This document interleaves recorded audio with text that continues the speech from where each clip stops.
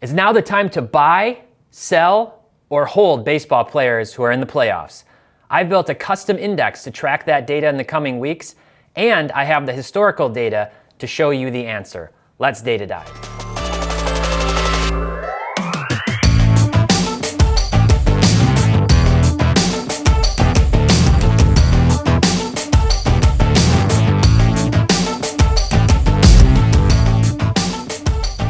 Hey everyone, welcome back to another Data Dive powered by Market Movers. My name is Tyler Nethercott, better known as Teapot, and the MLB Playoffs are finally here.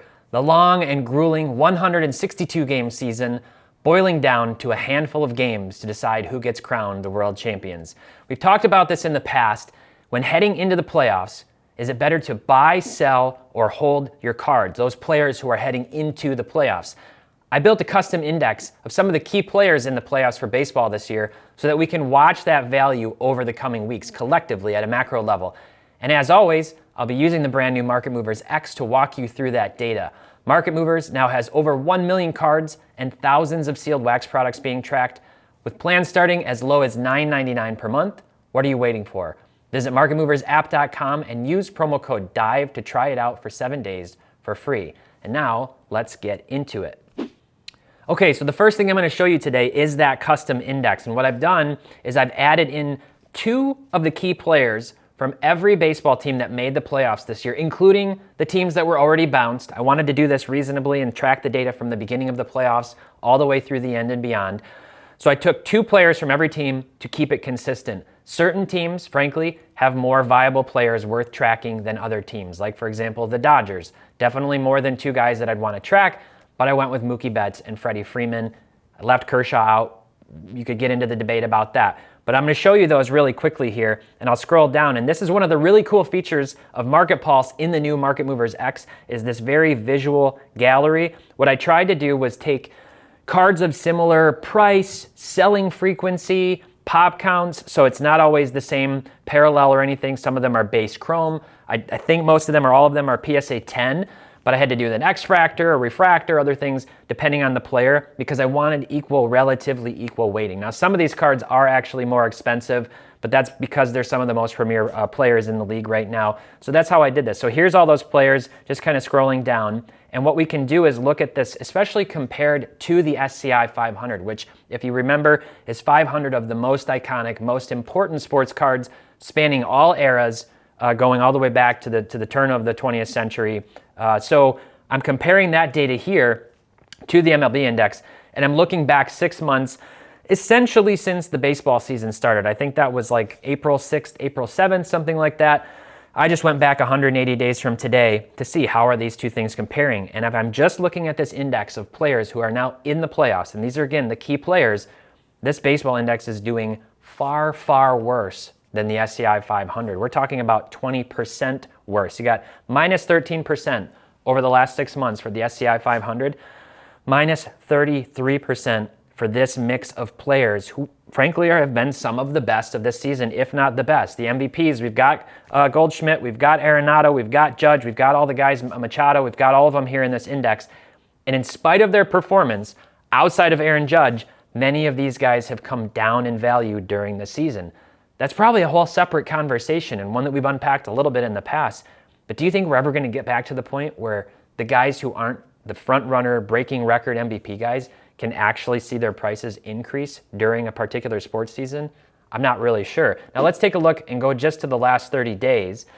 And this is where, again, we see this big drop off over the last few weeks. Some of these players' prices are really going down. And so that's what I want to keep an eye on as these playoffs go onward.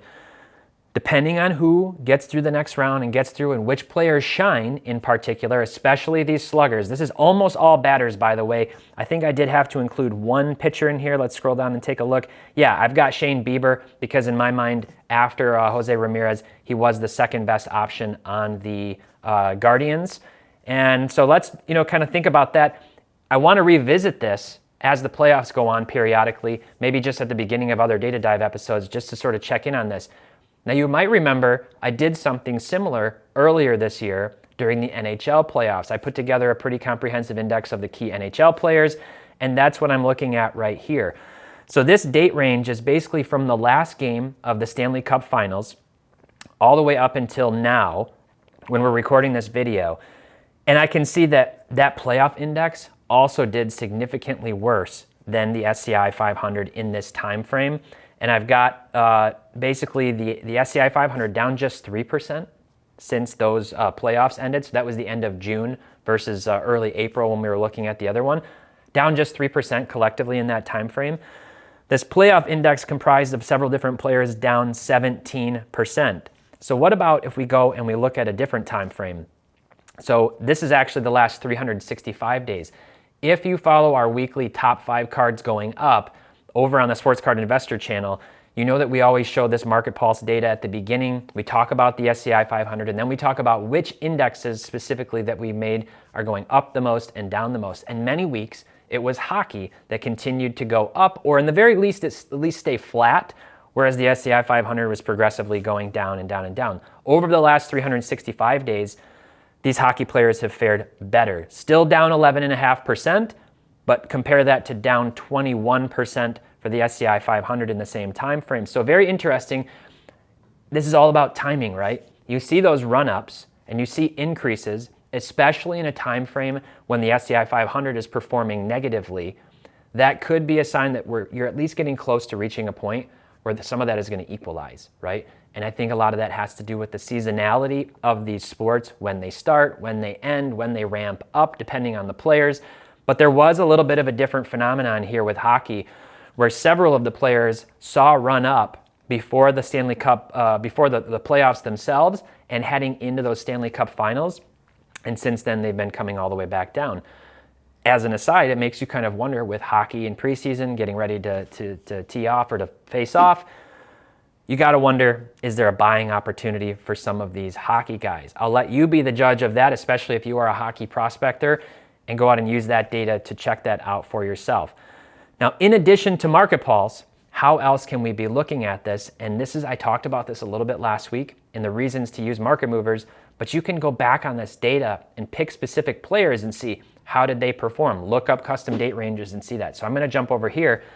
As an example, last year, go Braves. The Atlanta Braves won. I moved down to Atlanta, and they're winning championships left and right here in this state. So I've got 5 cards here. I'm initially only showing you 2 of them. The first is Ozzie Albies, and this is his Topps Chrome Refractor in a PSA 10. The second is Freddie Freeman, his Topps flagship base card in a PSA 10. And I'm showing you what happened to these cards during the playoffs last year, basically from the time frame that the playoffs started. And you kind of see the run-up here. I believe it was the first week, like November 5th maybe, that they wrapped up and the Braves took home the championship, and what happened to those prices afterwards. And you can see, even in the month afterwards, you have Freddie Freeman, who frankly really solidified his legacy with that championship, but also with the rumors swirling about, was he going to re-sign with the Braves? Where was he going to be going for his next team? Obviously, he went to the Dodgers. So these 2 guys did see price increases.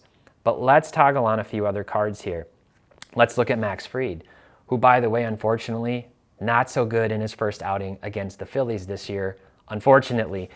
But here, he really wasn't particularly good in the playoffs last year either. He had a great first outing.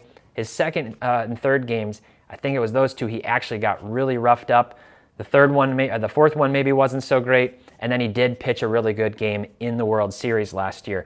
So you see some of that volatility in his prices where he actually went down, and then he came all the way down, and then he has a good outing in the World Series, and all of a sudden his prices come back up, but there's some volatility. So the point being here, here's a player who made it to the World Series and who won a championship, but he didn't play particularly well. He definitely wasn't the MVP of the team during the playoffs, and his prices did not go up in spite of the team's success. Let's turn on another guy, Austin Riley, who had somewhat of a breakout season last year. His prices pretty much flat when it was all said and done during this time frame. Did see a big price run up late into the playoffs, heading into the World Series, and then immediately coming back down, some volatility, basically all the way back to neutral, 4% up from where he started in that time frame. And I'm going to throw Ronald Acuna Jr. on here. He didn't play last year, so again, this is just to demonstrate that his team winning a World Series without his contribution, no impact whatsoever. Not surprising to see his prices literally almost completely flat during that same time frame. So we're using historical data. looking at players who have been in similar scenarios and saying, even if you think you know, and you're totally confident which one of these teams that's in it still right now is headed toward the World Series and toward a championship, you even need to know which player or which one or two players are going to be the focal point of that team in order to see their prices go up. Otherwise, they're probably going to come down or at best stay flat during this time frame. Let's go back 2 years and let's remember that the Dodgers won the championship. And I've got two guys in particular here who were a big part of that championship. Clayton Kershaw, his PSA 10. This is his Topps Update rookie card. And then I've got Corey Seager, who took home the World Series MVP that season. This is his base PSA 10 Topps Chrome card. And I'm doing this by week, kind of showing you the trend sorted. And again, you see this during the playoffs. All of a sudden the Dodgers are looking good, headed toward the World Series. And then they win the World Series. And then the prices come back down from that high point. Now, they were still up, especially for Kershaw. And I think the reason why, the story here, it was totally different for Kershaw. Kershaw is one of the greatest pitchers of all time, undoubtedly. He's a guy who right now is largely forgotten, in spite of having a fantastic season, another fantastic season. And the big knock on him was always, man, he's not pitching well in the playoffs, and the Dodgers aren't winning championships. Well, he did pitch well last year. He was fantastic all season last year, and he came in and added that World Series championship to his list of accolades. And as a result of that, his prices stayed up. I think there was kind of, almost like a permanent bump on those prices. Seager was kind of riding the wave, but he's a guy who didn't have enough, value baked into him already, enough accomplishments that once the spotlight was off of him, once baseball season was over, people were moving on and his prices naturally came back down to earth. So again, keep that in mind as you're here in the season. Now, what would I be doing right now? Instead of holding, or especially instead of buying any of these particular players right now, hoping to profit in the coming weeks off of them during the playoffs, I'd be looking for the guys who don't have any spotlights on them, and I'd be using our price movements where I've put in a list of years, 2021 all the way back to 2010. I'm looking at graded cards only, and I'm looking at players who have had at least 100 sales in the last 365 days. So I'm going to hide these filters, and then I sorted by price change in ascending order, meaning from least to greatest. I'm looking at the players whose prices have come down the most collectively in market movers. And I'm going to look at this and just scroll through this and see who stands out to me. Interesting, Corey Seager down 68% in the last year. So if we were to go back 2 years ago, I'm sure it's down even more significantly from that. Again, that just goes to show you there's a very real difference between the short-term and the long-term hold game, and why some of these short-term prices don't always make sense thinking in the grand context of these card prices. But I'd scroll down and just see who stands out to me. And this is where it's up to you. It's up to your knowledge of baseball, whether you're prospecting, you're looking for a specific, player who's already in the majors. But I'm not going to touch Seager. I'm not touching Rendon. Bobby Dalbec, no thanks, strikes out too much. Dylan Carlson, I'm still not sure how he's going to pan out. Seth Beer had a ton of hype, but I don't know. Joe Adell, not living up to the expectations.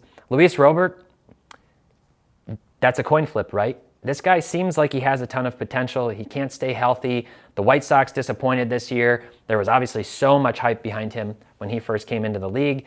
Remains to be seen what's going to happen with him. You see a lot of different prospect names on here. Torkelson came up and completely disappointed this year, unfortunately. I'm so optimistic about him as a Tigers fan.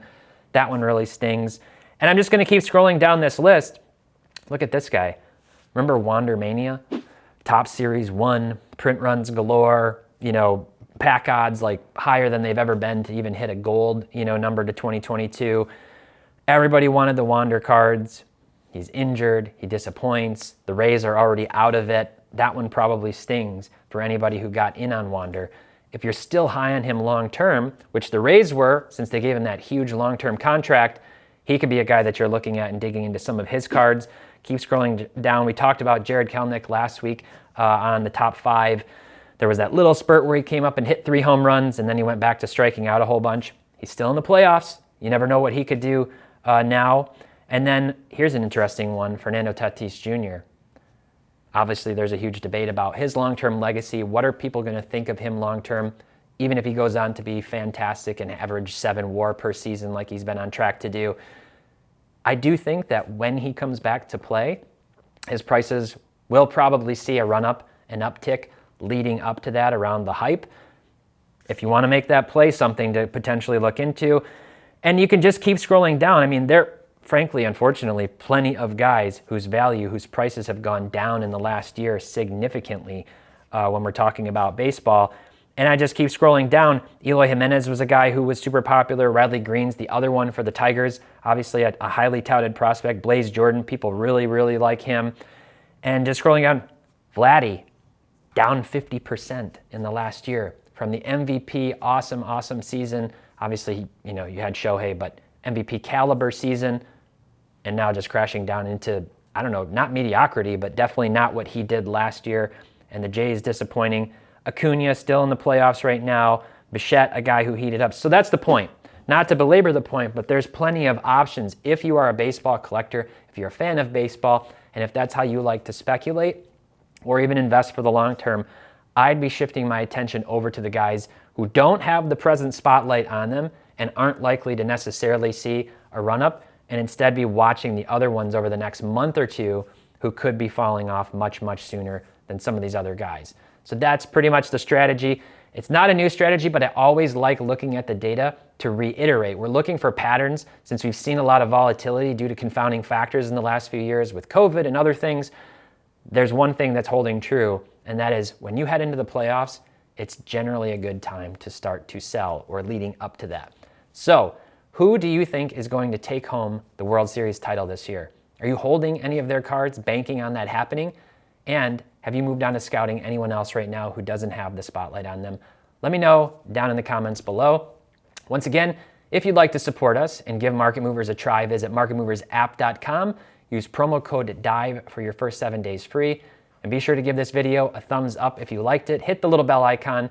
And thanks so much for watching. Until next time, happy investing.